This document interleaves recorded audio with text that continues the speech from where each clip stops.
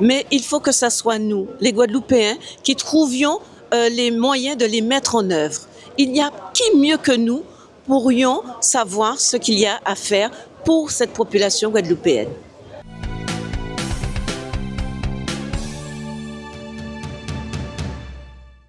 Bien parce qu'il est important de mettre le doigt sur cette violence qui est partout présente dans toutes les sphères de notre vie, mais aussi de se dire qu'il y a des possibilités de s'en sortir, parce que le Zonta veut être source de propositions, source d'espoir pour la population.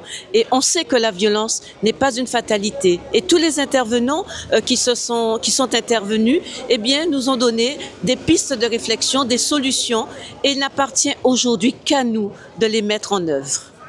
Alors, je suis dans la prévention, mais je suis aussi au niveau en lien avec la justice, puisque je reçois les auteurs qui ont été condamnés au niveau du procureur. C'est-à-dire que les auteurs voient le procureur et ensuite c'est lui qui décide s'il doit faire un stage. Donc je vois ces gens 3 fois. Le premier entretien par rapport à ce qu'ils sont, ce qu'ils font, le stage, et ensuite le stage qui dure une matinée, et la troisième entretien pour pouvoir montrer la réalité de ce qu'ils ont appris, de ce qu'ils sont et ce qu'ils doivent être après. La santé, c'est pas seulement l'absence de maladie ou d'infirmité, c'est aussi et d'abord le bien-être physique, mental et sociétal. Ça veut dire que si la violence domine, la santé en pâtit. Non seulement de l'individu, mais de toute la collectivité, de toute la société, de tout un pays. Et cette santé, en fait, elle passe par le cœur. Donc c'est aussi pour ça que je suis intervenue, pour parler des effets de la violence sur notre système cardiovasculaire.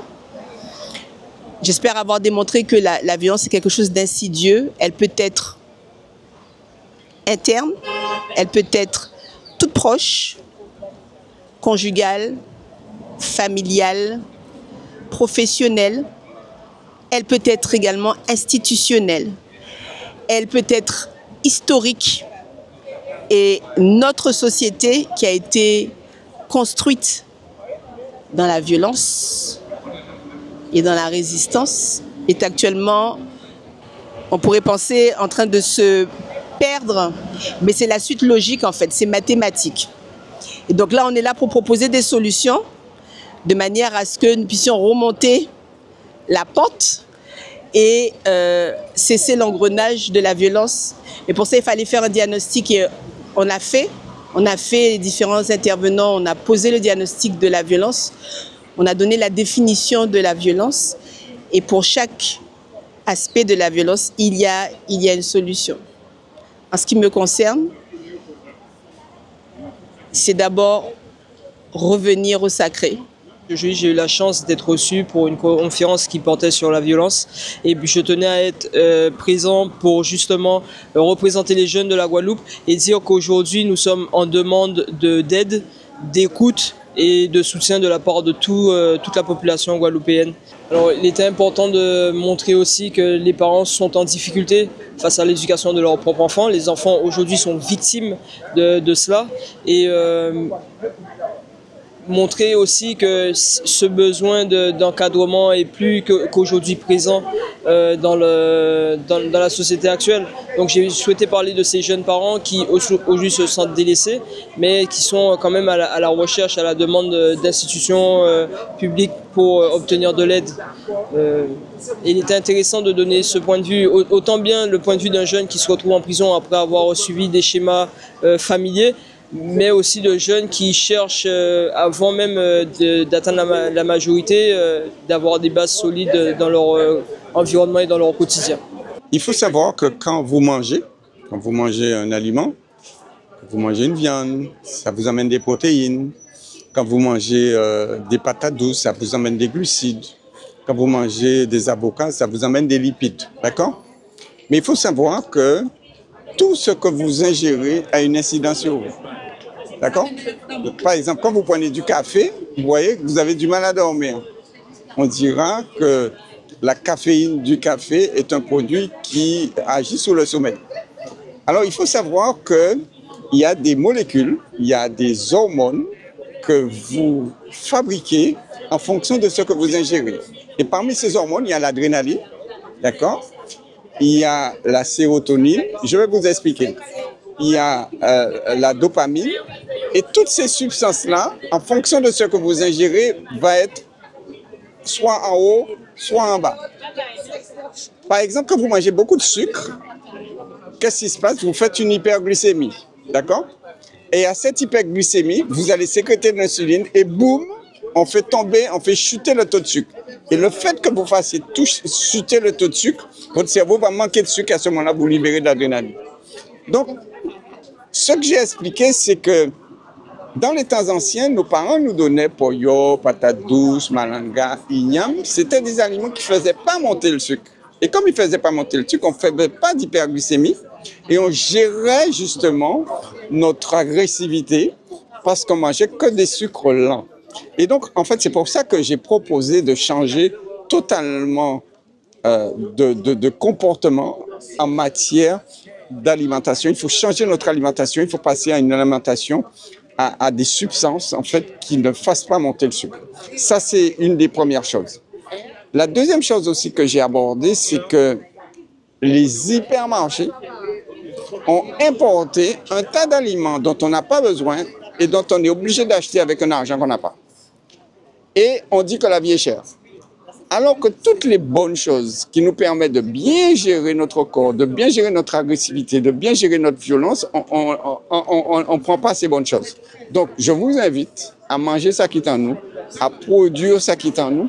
Et petit à petit, en fait, on va gérer, en fait, ce problème de violence. Oui, alors notre action est la suivante. Le CPCA, en fait, c'est le Centre de prise en charge des auteurs de violences conjugales qui prend et accompagne, qui prend en charge et accompagne les auteurs de violences conjugales, que ça soit lorsqu'ils sont placés sous main de justice ou en démarche volontaire. C'est un dispositif qui est gratuit, financé par la préfecture de Guadeloupe et qui permet de travailler sur tout ce qui est juridique, social, mais également psychologique pour permettre aux auteurs de violences conjugales de lutter contre la récidive et contre la montée de la violence en eux. Oui, c'est un phénomène important, c'est un phénomène qui a plusieurs visages.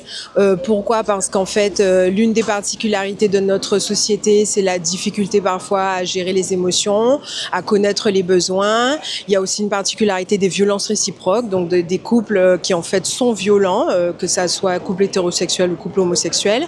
Donc oui, c'est un phénomène particulier auquel il faut s'atteler parce que l'idée étant de permettre d'avoir une société plus pacifique. D'abord, le processus, il est très simple. Nous sommes à l'intérieur d'un système scolaire qui ne convient pas forcément aux enfants, qui ne leur raconte pas, qui ne leur enseigne pas leur propre histoire. Et je dis bien qu'à défaut d'instruire, l'école devrait au moins forger les identités. On doit faire de la prévention depuis la maternelle parce que c'est le premier lieu où le vivre ensemble est important. Des petits qui ont des problèmes, qui n'ont pas forcément des troubles, parce que quand on est petit comme ça, il est difficile de diagnostiquer des troubles, mais qui ont une hyperactivité, ce sont des enfants qui ne tiennent pas en place, qui sont agressifs, et qu'on devrait signaler. On devrait signaler ces enfants-là, tout en prenant contact avec la famille pour travailler avec la famille. Et je parle de prévention. Si aujourd'hui il y a une formation permettant aux enseignants de reconnaître les dysfonctionnements des tout-petits, on ne serait pas arrivé à un échec, à un décrochage scolaire où au collège, les enfants, ils sont tellement en dehors de cet apprentissage qu'ils ne veulent plus rien entendre. Et ce sont ceux-là qui décrochent. Ils décrochent, ils partent dans la rue.